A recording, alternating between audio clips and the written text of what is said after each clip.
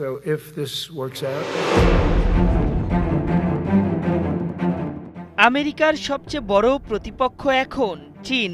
অর্থনীতি তো বটেই, সামরিক শক্তিতেও মার্কিন যুক্তরাষ্ট্রের কাঁধে নিঃশ্বাস ফেলছে দেশটি। সাম্প্রতিক সময়ে একের পর এক চমক নিয়ে হাজির হয়েছে চীনের পিপলস লিবারেশন আর্মি, যা আমেরিকাকে চিন্তায় ফেলেছে। এমন পরিস্থিতি সামাল দিতেই সেনাদের নিয়ে রুদ্ধদ্বার বৈঠকে বসেছিলেন মার্কিন যুদ্ধমন্ত্রী প্রধান পিট হেগসেথ। সেখানেই তিনি আমেরিকাকে যুদ্ধের প্রস্তুতি নেওয়ার কঠোর বার্তা দিয়েছেন। এ সময় শত্রুর নাম উল্লেখ না করলেও চীনকেই যে ইঙ্গিত করা হয়েছে তা এক প্রতিবেদনে জানিয়েছে ওয়াল স্ট্রিট জার্নাল।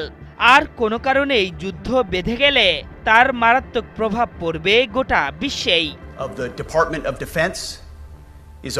রুশ সংবাদ মাধ্যম আরটি জানিয়েছে, ভার্জিনিয়ার কোয়ান্টিকোতে মেরিন কর্পস ঘাঁটিতে মঙ্গলবার শতাধিক জেনারেল ও অ্যাডমিরালদের যুদ্ধের প্রস্তুতি নিতে বলেছেন আমেরিকার প্রতিরক্ষা সচিব ও পেন্টাগন প্রধান হেগসেথ। সমাবেশে তিনি বলেছেন, মার্কিন যুক্তরাষ্ট্রকে যুদ্ধের জন্য প্রস্তুতি নিতে হবে। এটি খুবই জরুরি একটি বিষয়। তবে কার বিরুদ্ধে যুদ্ধের প্রস্তুতি বা নির্দিষ্ট করে কোনো শত্রুর নাম উল্লেখ করেননি। তবে এটা যে চীনের বিরুদ্ধে অঘোষিত এক যুদ্ধের ইঙ্গিত, তাই বলছেন বিশ্লেষকরা।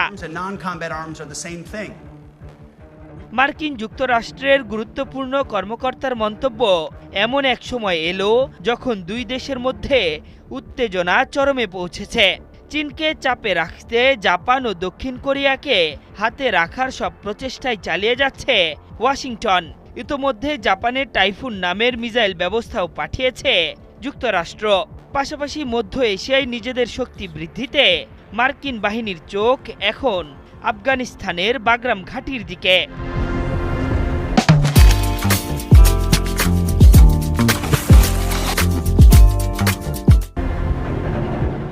বিশ্লেষকরা বলছেন, অনেক ক্ষেত্রেই আমেরিকার জন্য এখন প্রকাশ্য হুমকি চীন। তাদের অর্থনীতি দুর্বল করতে ও দৃষ্টি অন্যদিকে ঘোরাতে আক্রমণাত্মক কূটনীতির পথে হাঁটতে চাইছে ট্রাম্প প্রশাসন।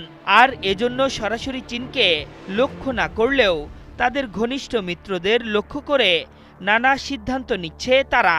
চলতি বছর তাইওয়ানে মার্কিন কংগ্রেস সদস্যদের সফর এবং ফিলিপাইন ও থাইল্যান্ডের সাথে যুক্তরাষ্ট্রের ঘনিষ্ঠতা চীনের চিন্তার কারণ হয়ে দাঁড়িয়েছে।